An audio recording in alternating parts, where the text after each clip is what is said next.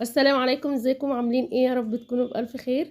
النهارده هعمل معاكم البيتزا في البيت بطريقة سهلة جدا وبسيطة، وهتطلع معاكي احلى من المطاعم ب100 مرة. يعني هتعمليها في البيت وهتكوني أستاذة فيها. تابعي معايا الفيديو الآخر وشوفي كل التفاصيل، وان شاء الله تعجبك جدا.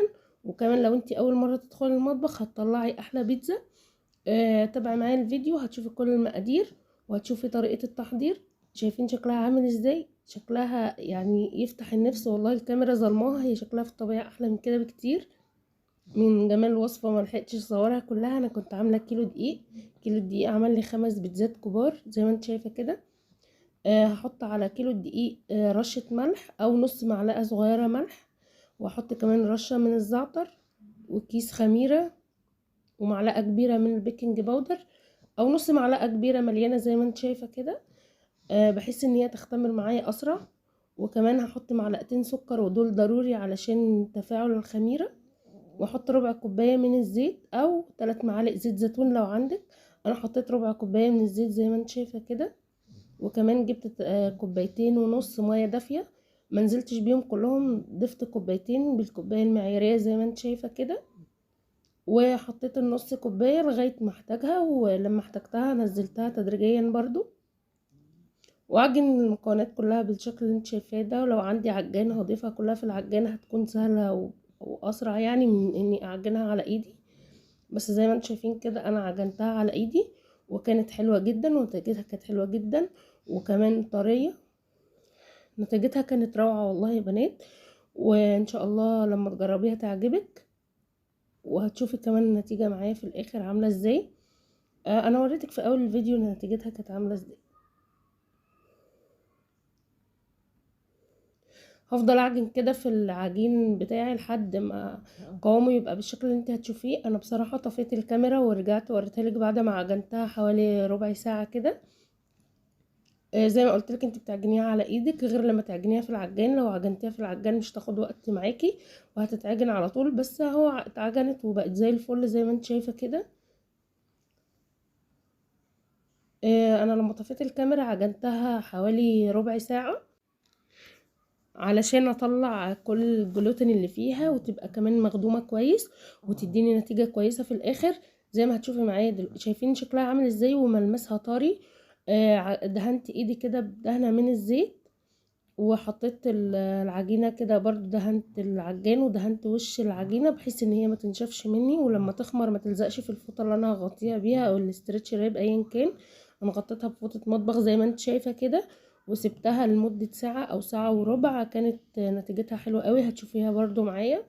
هنا لحد ما تخمر العجينة هحضر اي حاجة عندي عايزة احشي بيها، فراخ، لحمة، خضار، جبن، اي حاجة. انا كان عندي قطعتين كده من البانيه وحتتين من اللحمة، قلت هعمل 2 باللحمة المفرومة و2 بالفراخ زي ما انت شايفة معايا كده. يعني حاجات بسيطة وكلها من البيت، وان شاء الله تعملي احلى من بيتزا المطاعم، وهتجربي بنفسك وهتشوفي ان شاء الله. هنا قطعت اللحمة كده وقطعت الفراخ عشان انا كمان هفرم اللحمة دي في الكبة، بس قلت خطوات يعني مش ضرورية اجيبها معاكي.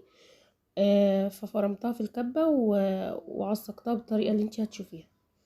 هنا حطيت الكاميرا ما كانتش شغالة، بس انا حطيت طماطمتين وبصلتين وفصين 3 كده من الثوم او نص معلقة من الثوم، وملح وفلفل وزعتر، ورفعتهم على النار لحد ما استوت صلصة البيتزا وضربتها بالهاند بلندر زي ما انت هتشوفي معايا دلوقتي. اول ما تستوي على طول بضربها بالهاند بلندر، بتبقى معايا بالشكل اللي انت شايفاه ده. يعني ما بتاخدش اي وقت خالص، طريقة تحضيرها سهلة وبسيطة. والله هي البيتزا كلها كانت طريقة تحضيرها سهلة وبسيطة. بس انا زي ما بقول لكم ما لحقتش اصورها كلها البيتزا اللي انا عملتها، لاني من حلاوتها والله اتاكلت اول ما طلعت من الفرن بألف هنا وشفا طبعا. وتقدري كمان تحتفظي بالصلصة دي في التلاجة لو اتبقى معاكي. هنا اللحمة بعصجها بالشكل اللي انتوا شايفينه ده بطريقة سهلة جدا وبسيطة. بقطع البصل واحمرها في شوية زبدة او زيت، وبنزل باللحمة وبتبقى معايا بالشكل ده. وكذلك برضو الفراخ برضو بقطعها مكعبات زي ما انت شفتي معايا، وبديها صدمة في الطاسة او ببصلاية متشوحة كده، وانزل عليها بقطع الفراخ. بس كده انا جهزت الحشوات معايا بالشكل اللي انتوا شفتوه ده. وكمان العجينه ما شاء الله كانت اختمرت وكانت ضاعف حجمها زي ما انتوا شايفين كده. هبط خمرها بالطريقه اللي انتوا شايفينها كده، اديها بوكس محترم ينزل كل التخمير بتاعها، وابدا اشكلها. هجيب المفرش او اي كان، يعني ممكن تشكليها على الرخامه عادي. ترشي بس اهم حاجه رشه دقيق علشان ما تلزقش، وتبداي تقطعي العجينه كلها بالشكل اللي انت هتشوفيه معايا ده دلوقتي، وتفرديها بالنشابه بالمردانه باي حاجه عندك. النشابه هي المردانه يعني يا بنات، على حسب ما بتسميها. او ممكن تفرديها بايدك عادي وتشكليها، بتتشكل بكل سهوله لان العجينه مخدومه كويس. وكمان نتيجتها في الفرد حلوه قوي. لو حسيتي معاكي وانت بتفرديها او بتشكليها بترجع معاكي بتردي يعني كده وبتمط، يبقى هي كده عايزه ترتاح شويه. انا اول لما فردتها سبتها في الصواني شويه ورجعت بعد كده فردتها بايدي، كانت بتتفرد بكل سهوله. هنا جيت اعملها بالبتاعه دي لقيتها مش بتتفرد كويس، جبت بقى النشابه وفردتها حلو، حسيت ان النشابه التانية احسن وكده. وفي الاخر برضو كنت بفردها بايدي، يعني ولا دي ولا دي هتفرق معايا لو هما مش موجودين، يعني قصدي اقولك. وانا قصدت اسيبلك اللقطه دي، يعني قصدت اسيبها لك بحيث ان لو مش موجوده ولا دي ولا دي تقدري تفرديها بايدك بكل سهوله، يعني مفيش اي حاجه توقفك وتعملي البيتزا لاولادك بكل سهوله في البيت. وطريقتها سهله وعجنها سهل، وحتى وهي في التسويه بتاخد من 10 دقايق لربع ساعه. يعني كل حاجه سهله وبسيطه تقدري تعمليها لاولادك بكل سهوله في البيت، ومن غير كمان تكاليف. زي ما قلت لك ممكن تعمليها باي حشوه عندك، ممكن تعمليها بالجبن بس، بالخضار بس، باللحمه، بالفراخ، بشويه سجق، بسوسيس، اي حاجه عندك في التلاجة تقدري تعمليهم البيتزا. وهتكون في الاخر احلى من بتاعه المحلات، لان انت حاجه عاملاها لاولادك في البيت وضامنه نظافتها. وكمان والله هتفرحيهم، وانت كمان هتستمتعي بالعجين والخبز والعجين ده، والحاجات دي بتبقى متعة قوي في البيت. جربوها ان شاء الله هتعجبكم، هتطلعوا احسن ما عندكم ان شاء الله، وربنا يحسن ما بين ايديكم. وشايفين شكلها، يعني انا بسيبها كده لما بلاقيها مش مرتاحة بسيبها ترتاح في الصينية وبفردها بكل سهولة. مش عارفة ليه المقطع ده ما جاش معاكم، انا كنت حاشية دي اطرافها بالجبنة الموتزاريلا وكده، كنت عايزة اوريكم انا بحشيها ازاي. بس انا فردتها كويس قوي اطرافها لبره الصينيه، يعني طلعت من بره الصينيه. وبعدين حطيت الحشوه وبعد كده قفلتها بالشكل اللي انتوا شايفينه ده. وبعدين حطيت على وشها كده صلصه البيتزا، وبعد كده خرمتها بالشوكه بحيث ان هي ما تبقاش معايا زي الفطيره يعني لما تعلى وكده.